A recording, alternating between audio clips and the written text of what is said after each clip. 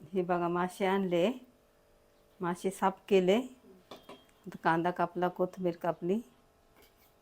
कांदा पहिल्यांदा टाकीते. मम्मी काय बनवते आज? मासे. कुठून आणले हे मासे तू? काशी विदारणातून. आपल्या मासे धुतले आणि कढई घेतली. कढईमध्ये मासे टाकले. मासे टाकल्यानंतर कांदा टाकला. कांदा टाकल्यानंतर कोथिंबीर, कढीपत्ता टाकला आणि मग मिरची 1 चमचा, हळद 1 चमचा, लाल तिखट 2 चमचे. असे मासे बनवायचे आणि असे छान लागते. कोणाच्या तोंडाला चव नसल्यानं सर्दी खोकला झाल्यावर मासे खाल्ल्यावर बरं वाटतं.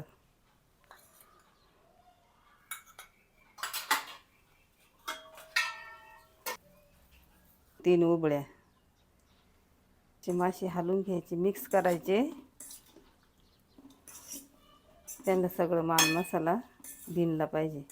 मासे आंबळी मासे म्हणतात त्याला, आणि हे अख्खे मासे राहतात. एकदम छान आहे. हलवायचे नाही. अर्धा ग्लास टाकायचं, ठेवायचं. 15 मिनिटात मासे तयार. माशाची रेसिपी कशी वाटली? मित्रांनो बघा, मम्मीने मासे बनवले आणि मी मम्मीच्या हाताचे माशाची भाजी खरंच खूप छान लागते. मासे कोणकोणाला आवडतात सांगा. गावाकडचे मासे, छोटे छोटे मासे, त्याला आंबळी मासे असे म्हणतात. तर खरंच खूप छान लागतात ते आंबळी मासे.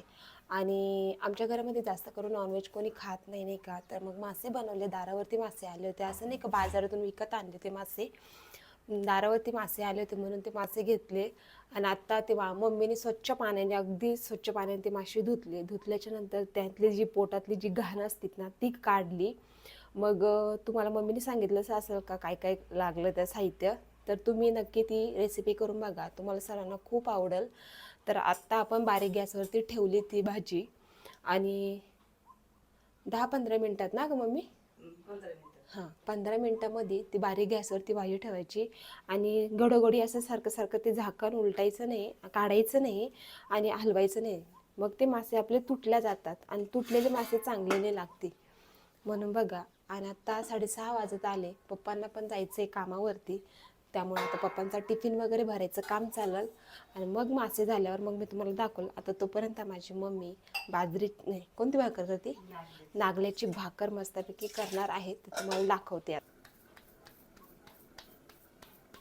नागल्याची भाकर अशी बनवायची भाजी बरोबर, माशाच्या भाजी बरोबर खायची.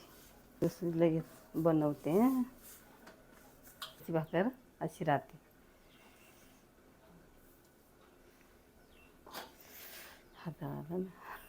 हे बघा मित्रांनो, माशाची भाजी झणझणीत बनवली. त्याच्यासंग नागल्याची भाकर सुंदर लागते खायला.